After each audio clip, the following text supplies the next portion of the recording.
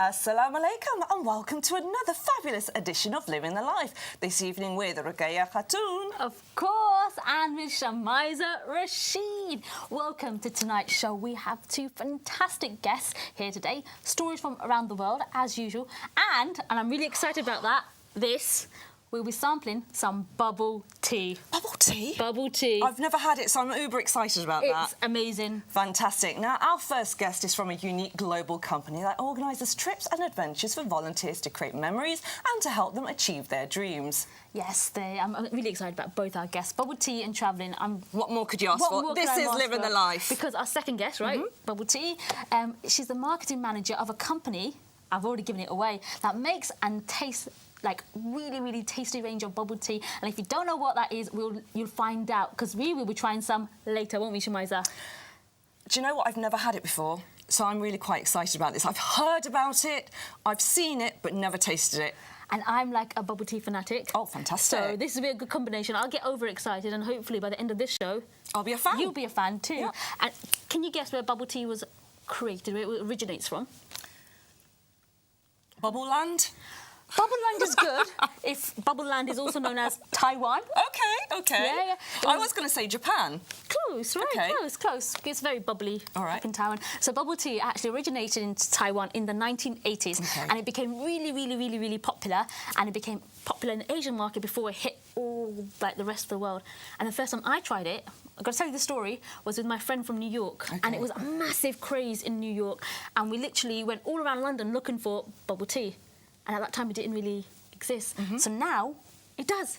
So yes. Wow. And now, before we introduce our guests in the green room, we have our own stories to share with you right here from the sofa. Ruqayya, what story do you have for us today? I have a really cool story for you, right? So I've been searching the internet, I've been on Twitter, and I've got a really cool story.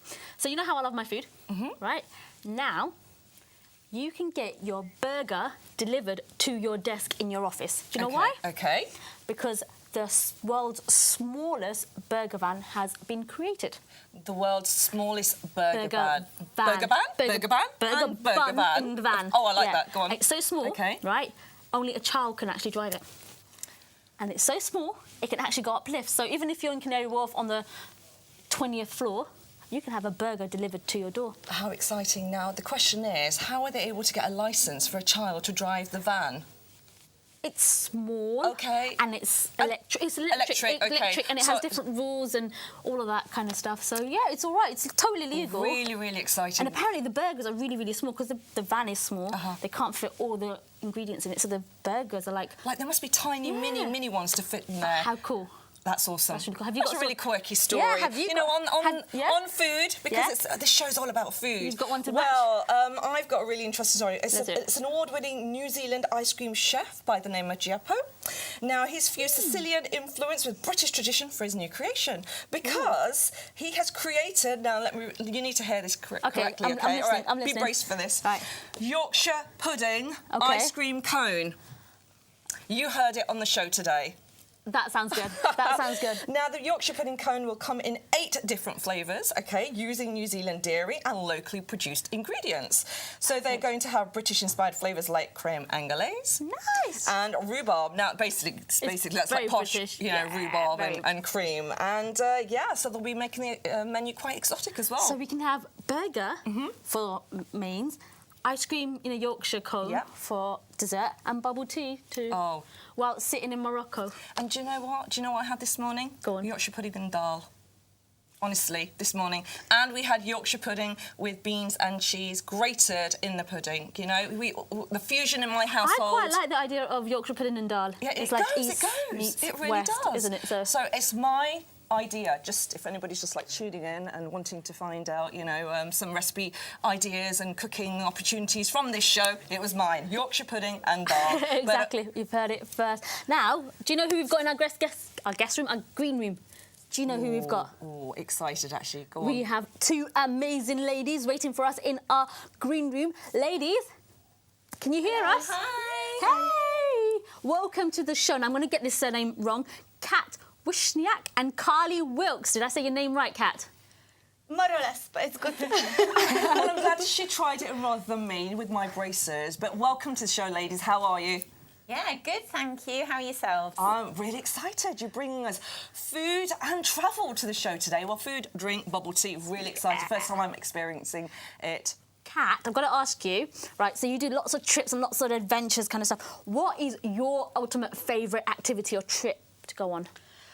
My favorite one was Lapland. We saw the northern lights from a jacuzzi surrounded by snow, and it was one of the most amazing experiences of my life. How epic is that? That is pretty cool. That's really, really cool. I think we actually might have a picture of Lapland, Northern Lights, stars galore, because I'm quite jealous right now. Oh, wow. How awesome. That looks like winter magic right there. And it's kind of cooling us down in this lovely, hot, summery August as well, isn't it? Even though it's kind of raining today, it's still very, very hot. Tell anybody that. Carly, I got to ask you, right, because I am a big bubble tea fan, and I love my fruit teas. What's your favourite bubble tea? My favourite is almond milk tea, and we've recently brought out a range of light drinks. So I'm always trying to be healthy, so I tend to go for the light versions, and they're absolutely as delicious as our standard drinks, I'm pleased to say. They sound really healthy as well. Does that sound good to you, Shamiza? Yeah, it does. Now it's time for our first international story of the evening. In South Sudan, volunteer teachers are helping displaced students get back into education by teaching them in a makeshift school in the capital. Take a look. The Friendship Nursery and Primary School is an initiative by volunteer teachers and the United Nations Children Fund, UNICEF, to help provide basic education for about 975 students in the midst of conflict in the country.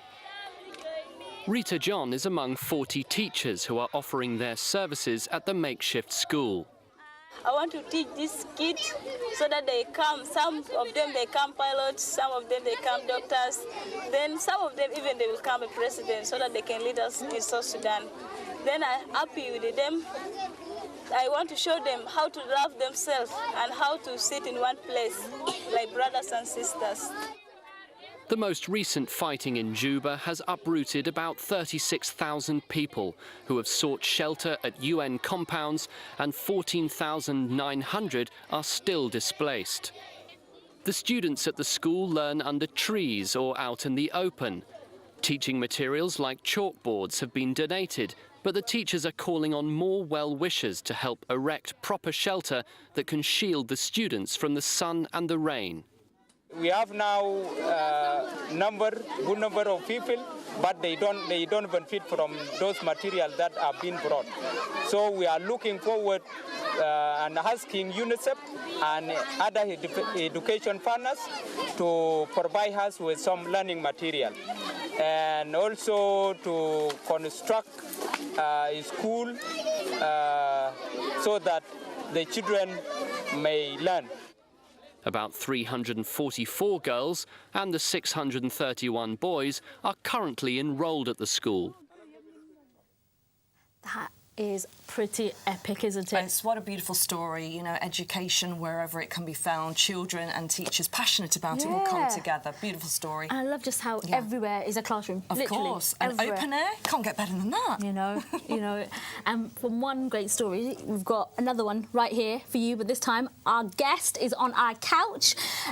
I'm going to introduce you to Curious Cats Adventure Club, which is a global company that creates trips and experiences for people so they can visit places and take part in amazing activities that they've only dreamed of, right? They have taken their volunteers to places such as Morocco and Slovenia, and even you can take part in a tomato food fight. We're not here. Not here. We don't want it here. Not Maybe here. a bubble tea fight, but not a food fight. No, that bubble tea's just for us. Yeah.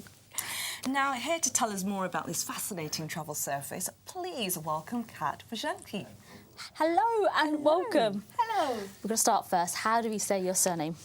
It's Wczesniak. It's Polish surname, so a lot of people have problems pronouncing it. Just like me, I struggled to say it. I do apologise. No, that's okay. Say it That's again. okay. Could you repeat it? Wczesniak. Wczesniak. Good. That's good. Yeah, you run of applause for me. Yeah. Brilliant. I'm going to go back to the beginning now. Okay. What made you decide to create Cats Adventures? I've forgotten the name. Curious Cats Curious Adventure Cats Camp. Adventures Camp, yeah.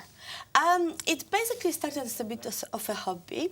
I was still working full-time, believe it or not, as a HR manager. I'm not a very serious person, so that wasn't a really good role for me. I'm all about fun, about happiness, about connecting with people. It's not really what you do in HR. So I started as a hobby, as a sideline, just trying to find a way to follow my dreams, to travel a bit more. And I started going for my bucket list, and I realized people wanted to follow. Oh, wow. So, you know, the following was there. A year later, I had so much work, I could barely cope with the two.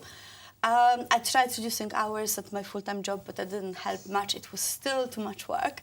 So in the end, I decided, well, I can either try and follow my dreams and quit, or, you know, just give up. And I didn't want to give up. Amazing. Now, have you got a bucket list?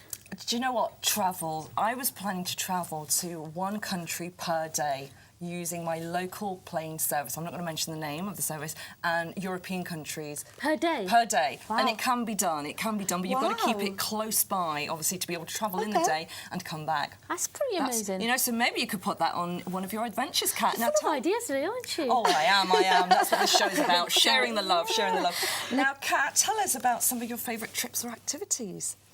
One I'm really looking forward to is New Year's Eve in Bali. We've just set it up, and I'm really excited about it. That sounds really cool. We've got quite a few coming up, so I don't even know where to start. We've got Thailand. We are pretty much covering most of the world now. Amazing. And I think we've actually got a video to show our wonderful audience of your actual travel company and the kind of places that you go to. So let's have a quick look at this video if we've got it.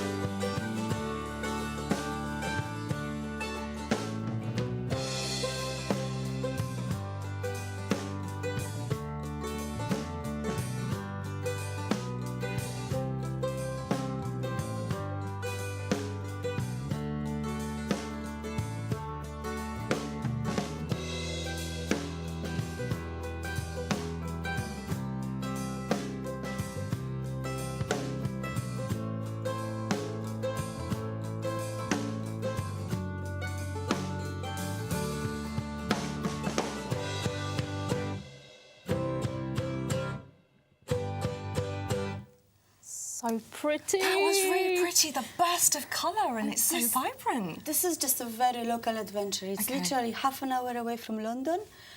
We go to lavender fields, we do a bit of a hike, and then spend a bit of time in the fields taking photos. Where exactly is it? It's not far from Croydon. There are two outside of London, but this one, I've planned a nice hiking route around it. So and everybody looks so happy and engaged, and different age groups as well. So who are your travellers that come along with you?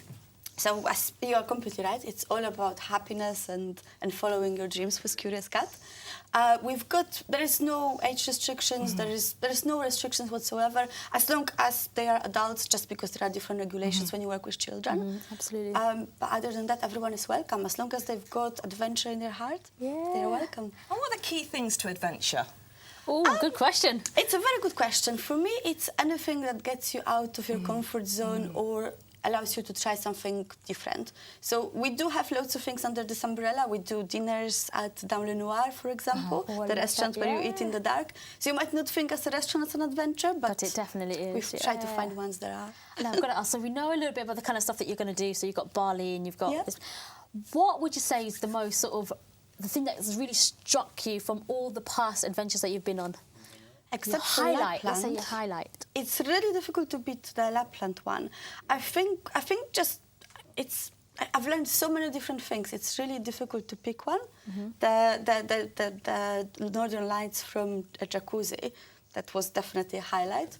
If I had to pick another one, they're all amazing. Give me some of the countries that you've taken people away on. So we've got Lapland, we've got Morocco. We do all Europe. All of Europe? Yeah, pretty much. I take them to my home country, to Poland. We've just had a trip there. We've got a few coming up. We take them to Morocco. We take them to Thailand, to Bali. To motor fight in Spain? Yes. Yeah, we're quite curious about that. I mean, how does that happen? Is that a Spanish festival that you took them It is into? a Spanish tradition, a Spanish festival, and we organize the group because it's not something you want to do by yourself, and sometimes it's difficult to organize holidays with friends. Yeah. So we allow people to just show up, and then we've got a ready-made group of friends for them. That sounds Exciting fabulous. stuff. Looking forward to hearing more from you in just a moment. Now, we are off for a break, but before we go, we have another story for you. A table tennis player from Nigeria has completed the Olympics, but he's hoping this year will be the year he takes home a medal. Take a look. Shagan is perfecting his serve. He'll soon be heading off for the Olympic Games in Rio, where, regardless of where he finishes, he'll make history. At 41 years old, he's the first African to compete 7 times in an Olympic Games, in any sport. I don't think in my head, in my brain, that I'm 40 plus. You know, on my brain, I always think I'm 20 plus. I think that's what motivates me. That's what makes me train so hard. I think that's what helped me in my career. Shagan has dominated table tennis on the continent for 20 years, attributed in part to his unusual forehand technique. But he still needs to show what he's made of on the global stage. The national team's coach hopes that this year's Olympics will be his chance to shine. He has been going to the Olympics consistently without any break for 7 times. He, being in the team, gives us a lot of pass mark. Being a team, which means Nigeria is not joking with table tennis. Shagan and his doubles partner know the odds aren't in their favour, with players from China expected to come top. Although Chinese is favourite in table tennis, but what I like in table tennis is if you are ranking number 1, it doesn't mean you cannot lose to number 100. I think that's why table tennis is very interesting. Nigeria is sending 2 table tennis players to the Olympics and 3 to the Paralympic Games. Shagan just hopes he'll be 7th time lucky.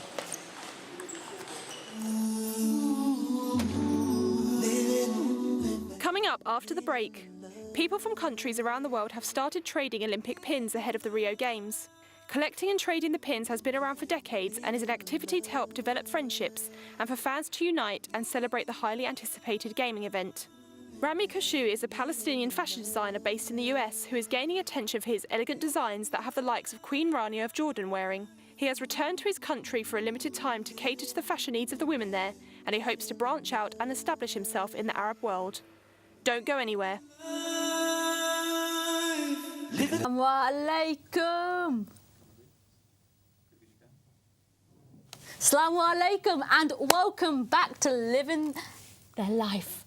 Because we're living the life, aren't we? Of course we are. We are going on adventures, we're living the life, because we've still got our guest here, Kat, and we'll be chatting to her later on in the show. Yes. Now, before we introduce our next guest to the main sofa, we have another story for you. Olympic pin trading is a sport of its own and is in full swing just in time before the Rio Olympics. Nice. So let's take a look to find out a little bit more. Yay. The 2016 Rio Olympics may not have started yet, but the sport of trading Olympic pins of every shape and size is already well underway.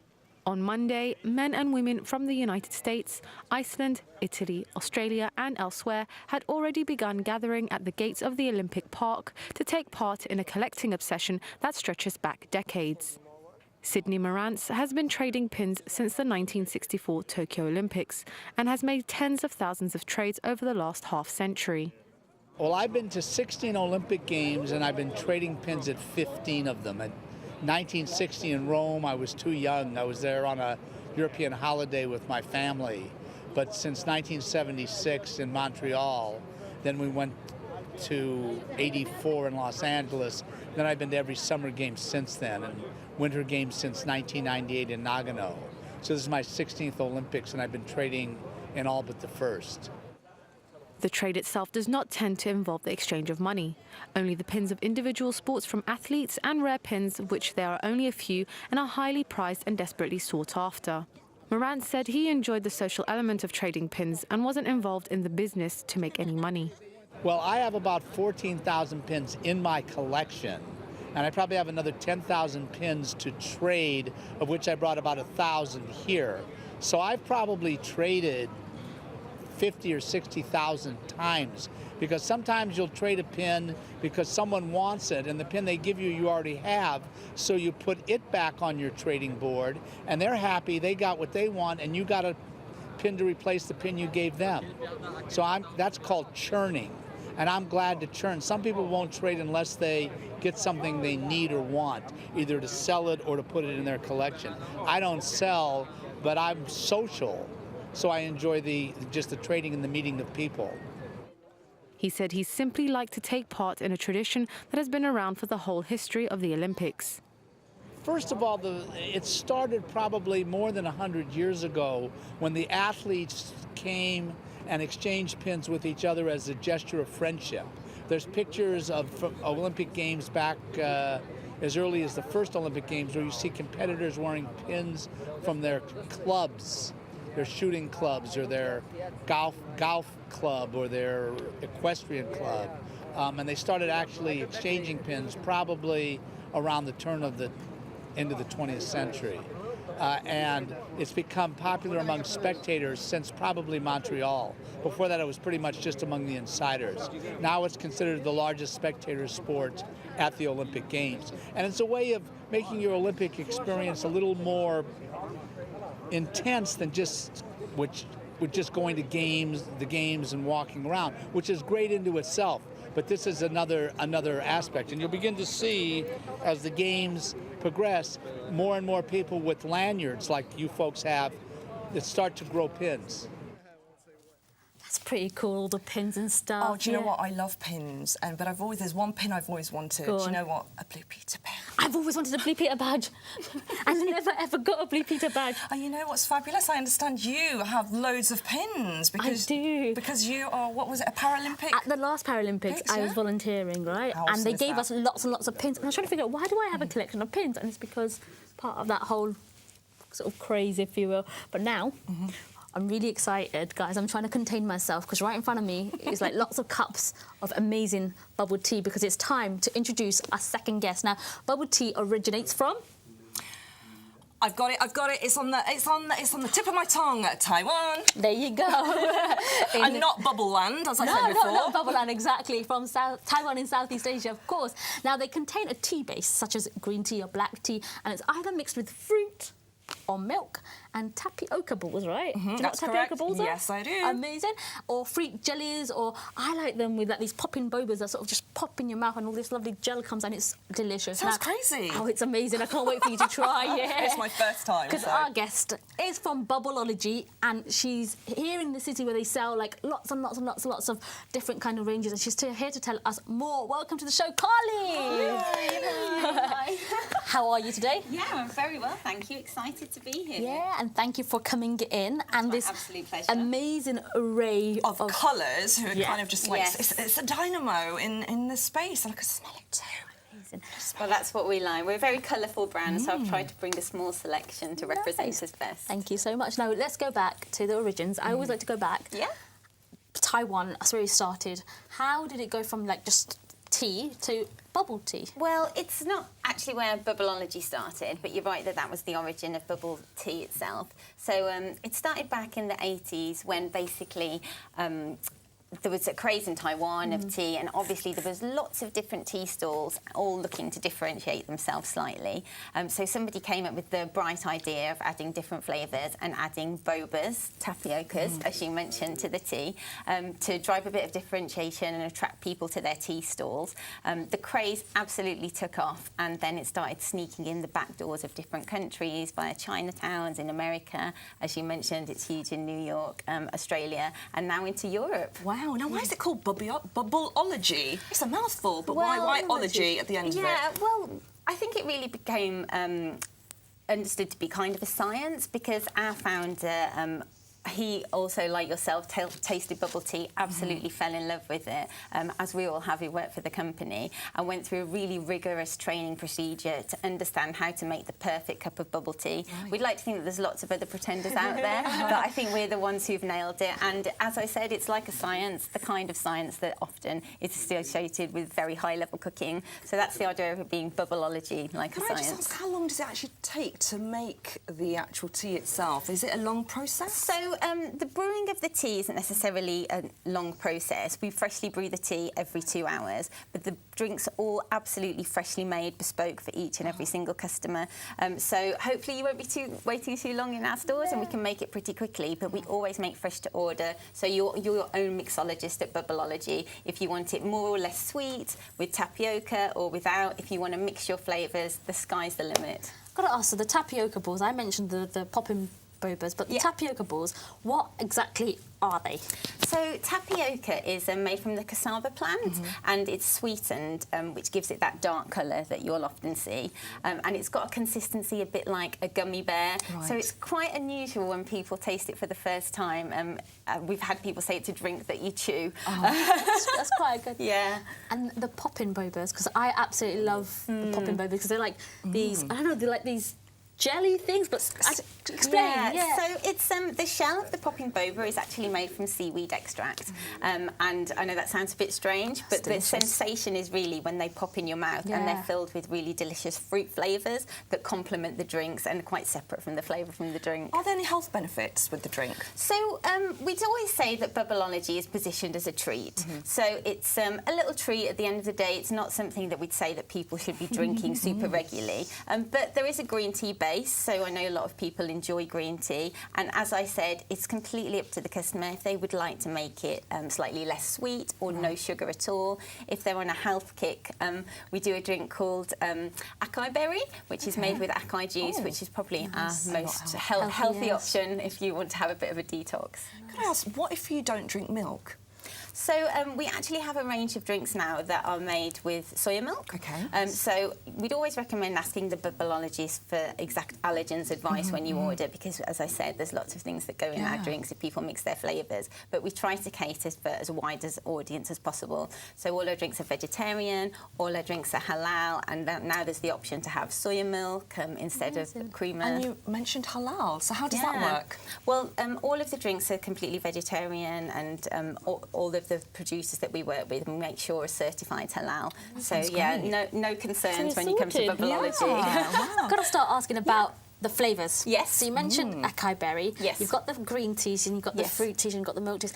Tell me a little bit more about the different ranges of sort of flavours you've got. Well, I've started off with a bit of a selection here to give you a bit of an idea. This here is one of our fruit teas. It's peach berry. It was initially brought in as a seasonal special. We bring out new specials every quarter, and it was so popular that we've reinstated it back on the menu. It's with strawberry bobas, that, as you said, are one of your favourites. You're an expert, you are. So you've got your eye on that one. This is another of our popular fruit teas, which is mango and passion mix. Oh, wow. And then also this year, as I mentioned, we brought out 2 new products. So innovation's really part of our DNA at Bubbleology. So we're always looking to bring something new to the customer. So this here is a coconut light tea that's using soya milk. As I said, it's one of the new products we brought out this year. And this is a caramel frappe. So coffee drinks are something that we also brought out. And the 2 really interestingly coloured drinks right at the front here are taro and honeydew milk teas. Taro? Yeah. Honeydew milk tea? What are they? So taro is, sounds a bit strange, it's a root vegetable that's basically a staple part of the diet in many parts of the world, although a little bit less well known here. Is it like a turnip? It's a bit more like a sweet potato. Okay, I can do with that. With a really cool purple colour that makes it really popular, obviously. Amazing. Now, like, we will be talking a lot more about Bubbleology, and we'll also be talking a little bit more about great adventures, and maybe there's a connection there. Take your Bubbleology on great adventures. I don't know. Sounds fabulous. Exactly. But for now, we are off to another quick break. And when we return, we will be catching up with our beautiful, wonderful guests. But just before we do, we have another story from you. And this time, it's all the way from Palestine, where a designer to the stars has returned to his home country to help style the women of the West Bank and to make his tailored mark on the Arab fashion world. Have a look at this.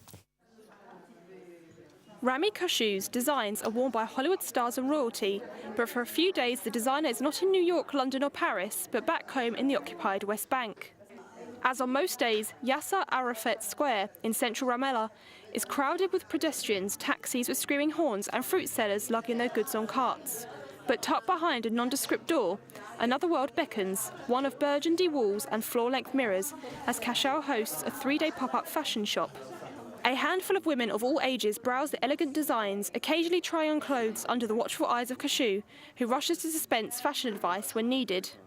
For me, it is very important because it has been a long time since I came here. I only come to visit my family once in a while, but it's the first time I bring my creations. It's important because for a long time, since I began working in the US 2 years ago, people have been asking me where they can find them because they can't be found here in Ramallah.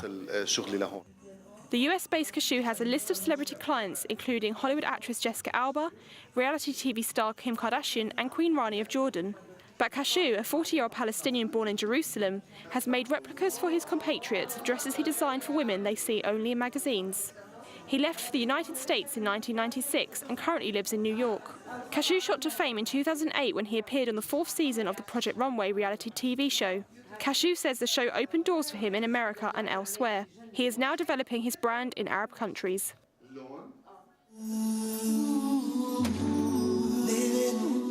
Coming up after the break, in Mexico City, chefs, local businesses and local authorities created the biggest torta sandwich made in Latin America, but they just fell short of the world's Guinness World Record.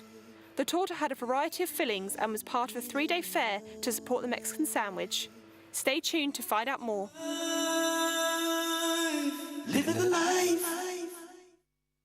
To Living the Life, welcome back to Living the Life, and we're having a great show this evening with our guests Kat and Carly. We will be catching up with them again and indulging in some, guess what, bubble tea drinking after our final story. Yes, our final story is all the way from Mexico, where the biggest torta, which is big massive sandwich, well, it's a sandwich, but this one is the biggest in Latin America, was created by locals in less than 4 minutes. 4 minutes for the largest sandwich in Latin America. Yeah, it's filled with meat, salad, and lots of sauces. And torta is, of course, 66 metres long. It was 66 metres long, 4 minutes. Now, wow. I've got to see this, so have a look at this. An army of chefs in Mexico City crafted a 66-metre monster torta sandwich, making it the biggest sandwich of its kind ever made in Latin America. Local authorities and dozens of local business rolled up their sleeves to prepare the mega sandwich in less than 4 minutes, known as torta in Mexico. Hundreds of chefs put together thousands of pieces of bread, lettuce, onion and tomato, mixed with hundreds of litres of mayonnaise, mustard and spicy sauces for the local record. Each section of the super torta had a different flavour cooked up by local chefs. Organised by local government in the Mexican capital, officials hope the mammoth sandwich will give local businesses that specialise in the Mexican torta an economic boost. What we want to do is to show people that the torta is very important. It's important for our diet, and we're bringing together more than 100 businesses to break the record of 66 metres. The Torta Challenge is part of a 3-day fair that looks to support the traditional Mexican sandwich and thousands of local businesses across the country dedicated to producing the delicious baguette. Different from the traditional sandwich, the torta is bigger in size and can be made up of a variety of products. Despite its super size, the sandwich didn't quite make it to the big league. According to the Guinness Book of World Records, the largest sandwich ever was made in 2005 in the United States and weighed 5,440 kg, while the honour of the longest sandwich goes to Lebanon, with a sandwich over 7.5 metres long in 2011. 66 metres long. You'll need that many people to work on it, to be fair. That is definitely a sandwich and a half. Would you like to try some? Oh, gosh, are you making? Are you making? Are you baking? I'm going to ask, right? So on your adventures, you must have tasted some amazing food. Yes, we always try to taste local cuisine. So wherever we go, we make sure that we take them to the customers to the local restaurants and tell them what are the traditional dishes and what's worth trying. But you've got to be careful, though. Like, when you're abroad with food and stuff, you've got to be a little bit careful. We do a lot of research, so we make sure that the restaurants are best rated in the city we are visiting. And what sort of place would you recommend? Like, when you go away, people tend to go to the biggest place or the place that, you know, everyone seems to be going to. But they're not always, like, the best, are they? Because it was really interesting, because in the VT we saw this beautiful field of lavender, and you said it was local. So, like, local adventures, are they popular? Yeah, they are very much. With us, it's all about creating community. So we are not just a travel agent or tour operator. We want to get people together. So all the local adventures help us do that. So basically that allows you to meet people before you commit to going on longer trips. And you can pretty much make really good friends just here. And how do they connect with you? We are online. So we've got a website. It's CuriousCatsAdventures.com. Cat is spelled with K, so it's CuriousCatsAdventures.com. You can find us on Facebook. Just look for Curious Cat. It's that simple. And again, Cat, it's my name, so it's spelled with K. So no cats on the adventures? No. Just yourself? Just the one cat. Just the one cat. Just the one cat. Carly, it sounds exciting. Do you think there could be a trip to Bubbleology? Do you think with cats? Absolutely, yeah. We should exchange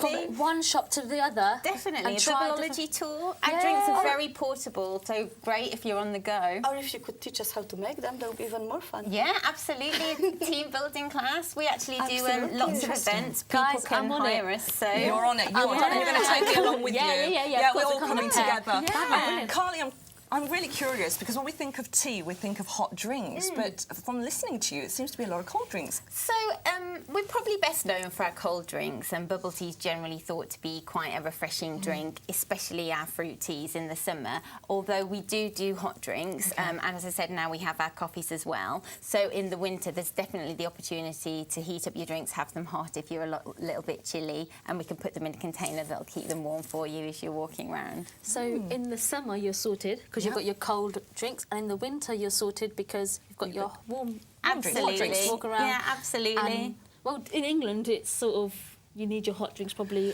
round the clock. But you know what's interesting? Because there is a drink called Faluda. I don't know if you're familiar with this, which is it's a South Asian drink, which is when you've got little bits of, I think there's vermicelli, jelly, milk, and it's milk that's brewed with flavouring, and it's pink, and it actually reminds me of this drink. So, you know, that could be something else you could be adding on.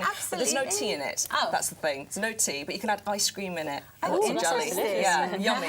It's another yummy one. And it's called Faluda. Faludaology. Let's say that one up. You've not tried bubble tea? No, I haven't. So, for somebody who's never tried, what's your sort of... I would go for a fruity tea to ease you in to start with, and probably with our popping boba, because, as I said, tapioca, the standard boba, it's probably a very different experience. So I'd go for either peach berry or mango passion. Shall we go for it? I think you should go for it. I think you should start, because... And that's my favourite colour, so we'll go for the peach mango one. Yeah, which one was berry. it? Yes, peach berry. I like the sound of that. Yeah. And you've got some straws as well. Absolutely. Hey, I'm ready, I'm prepared. You're excited. See, this complimented what I was wearing, you see. Look, that matches you, this matches me. Right. I want to see the reaction. OK, I'm saying Bismillah. There you go. And which way does the straw go? It would normally go in that way, because normally our drinks are sealed. OK. So the sharp end of the straw is used to pop the seal. That's why I wanted to ask you, why do you have that plastic film at the top? What does that do? So basically, as I said, a lot of people will take our drinks. They find it really good if they're a little bit hungry, don't necessarily want a full meal, but want something quite filling on the go, so they can pop their straw in and run. That face says it all. Says it all, people. Says it all. Amazing. Do you know what? I think our guest Kat should try the next one. I would love to. What do you fancy, Kat? Milky or fruity? The fruity one looks The fruity really one? nice. Well, this is mango passion. Again, it's really popular for us. And it's got passion bobas in there as well. Thank you so much. Which will pop in your mouth with I'm the waiting passion for flavour. the reaction. Let's see it. Let's see it. Maybe it's best if I don't do it online. No, we want to see it all. What do you think? It did pop. That's great. It's really tasty. It's really nice. Fantastic. It was very was a burst of flavour, very refreshing. Great, There was a bit of a tingle there as well. I love that pop. The pop. Yeah, It's kind of, I was talking about earlier. It's like a child's drink. Do children have this as well? Or is Yeah, it more... absolutely. So we'd probably be a bit wary of giving the drinks to anyone under 6 because of the little concerns Yes, about of course, and choking. Yeah, absolutely. But we can, as I said, you're very welcome to order your drink without tapioca if that's a concern. And we're really popular for, I'd say, all ages. I think so too. Now, I'm going to say the straws are nice and big, so you can actually That's have the idea, popping yeah, absolutely. Right, I've been dying, so which one am I going to try? Well, as you're a bit of a bubble tea expert, I'd quite like you to try a new drink that you haven't done before. So this is She gets to try the new This is drink? our caramel frappe. Oh, wow. And we're actually offering coffees for free at the moment because they're new before 1:30 on a Monday. Cool. So if anybody else would like to try, then I'd suggest going into a store then. So good. This is really good. It's a frappuccino. It's perfect for summer. Yeah, that's the idea. It's a frappuccino. It's a caramel frappe, that Caramel one. frappe. So it's slightly different to our standard drinks because it's not tea, it's coffee, and it's got that caramel flavouring. And so you're saying it's free? Yeah, on Monday mornings at the moment, any store go in and you can try absolutely free. Okay, remember that face. She's only allowed once. Okay. So now you know if you need me on a Monday morning, Where she's I'm gonna going to be. be in Bubbleology having my caramel frappe bubble coffee. Bubble coffee, isn't it? Yeah, Bubble coffee, amazing. that's right, yeah. Okay, so you've got to try one as well. Well, I don't know if I'll be trying it, but I'll definitely tick it in. Did we find out what your favourite one is? My favourite's almond, which we don't actually have here. That's interesting, an almond one. Yeah, almond, it's one of our milky ones. I think I'm one of the minority that prefer milky drinks to fruity drinks. But that is the craze. Almond is very healthy. It's very good for the brain. I mean, I'm going back to my South Asian roots again. You add a bit of almond and milk, especially before exams. Brain power. Yeah? So if people wanted to try this, obviously, you go and walk into the shop and you will try it. Yeah, How absolutely. can people find out more about Bubbleology? So we're on Twitter, Facebook, Instagram, and we've also recently launched on Snapchat. So just search for Bubbleology. And we've also got a website, bubbleology.co.uk, where you can find out more information about all our stores, all of our 10 stores. And in addition, we do events, so there's information on there about how to contact us, and we can come along to any event with our pop-up bar. Brilliant. Next event we have. You know, Yeah, absolutely, we're there. Bubbleology down. I've got to ask, because I was asking you earlier, it's quite popular in London. And London's quite trendy and it's very vibey. In terms of nationally, internationally, how many stores are there? What are the plans? Since launching 5 years ago in Soho, that was our first store in 2011, we're actually now in 8 countries worldwide and we've got 70 stores. Wow. So in the UK, outside of London, we're also in Sheffield, Manchester and Leeds and Brighton. And we've got a big presence in London, as we said. And we're in Europe, we're in the UAE, and also recently we spread to the US. So we've got stores in America taking over now. the world. World domination. Bubbleology. I'm not complaining. You're not. It's her So that again. ties perfectly with the travels. Yeah. Wonderful. What's your actual role, Carly? So I'm marketing manager, that's my job title. She's doing a good job. But I like to get involved in all aspects of the business. So one of the things I really love about the company is it's very hands-on. So when it comes to developing the new products, testing them out, getting hands-on and going to the sites, I have the opportunity to do that, which I really enjoy. Wow. Kat, what's your thoughts? You've gone quiet with the drink. I'm sure you've been... I've just been really enjoying it. Kat, what are the future plans for Kat's Adventures? We've just launched corporate events as well, so we are developing, we are trying new avenues, we're trying new things as well. Obviously conquering the world, so adding more countries. We are constantly looking for new ideas, for new things to do. There is a lot of exciting things in the future. One big adventure. Absolutely. And could I ask, is there any membership is it free on going online? We've just launched a membership site as well because we want to encourage the community building. We want to we want the customers to feel part of it. It's not expensive. We've got an introductory offer now of £6 a month, but you get 10% discount on all our trips. So even if you buy one trip, you can save as much as 25. So you get the money back really quickly. We also offer the free events we offer free events for members.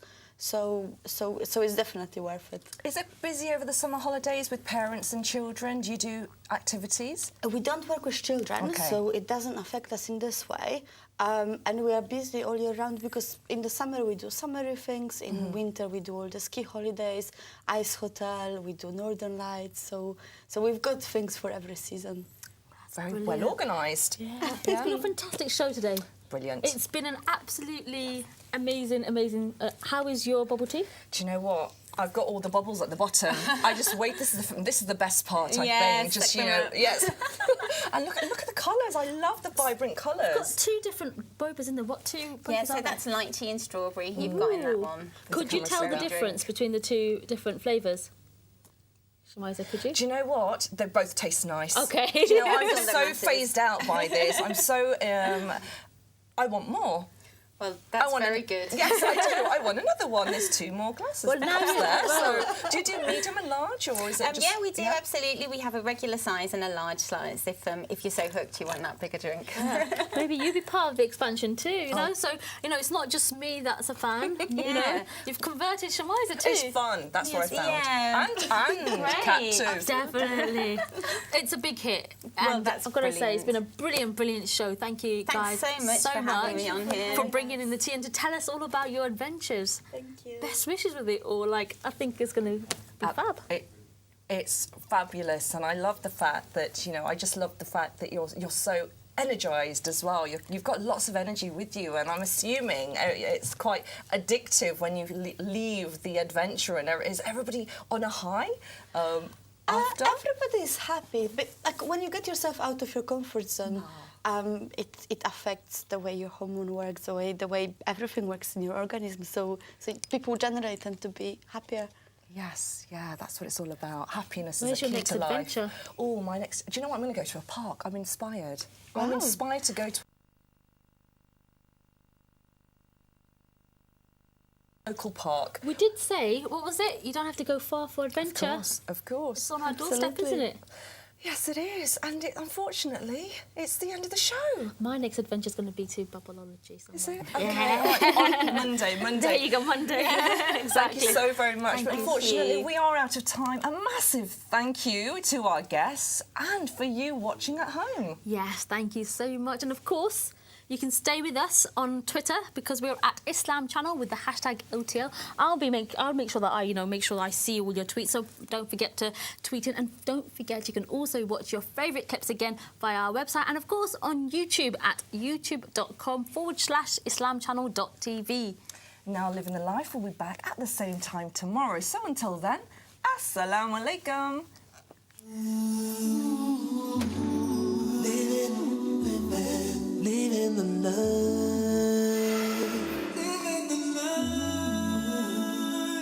Living the life. Living the life. Living the life.